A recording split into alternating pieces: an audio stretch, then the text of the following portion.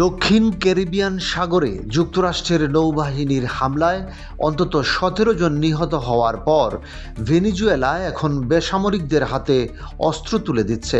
ভেনেজুয়েলার প্রতিরক্ষা মন্ত্রী ভ্লাদিমির পাদ্রিনো এই ঘটনাকে ঘোষণাহীন যুদ্ধ আখ্যা দিয়েছেন। প্রেসিডেন্ট নিকোলাস মাদুরো দ্রুতই বেসামরিকদের সমন্বয়ে গঠিত ন্যাশনাল বলিভারিয়ান মিলিশিয়াকে সক্রিয় করেন। 2009 সালে সাবেক প্রেসিডেন্ট হুগো চাভেজ এই বাহিনী গঠন করেন। বর্তমানে হাজার হাজার প্রবীণ নাগরিকও এতে যোগ দিচ্ছেন। 68 বছর বয়সী এডিথ প্যারালেস জানান, আমরা আমাদের দেশ রক্ষায় প্রস্তুত। যুক্তরাষ্ট্র দাবি করছে ভেনেজুয়েলা থেকে মাদকবাহী নৌযান যুক্তরাষ্ট্রের দিকে আসছিল।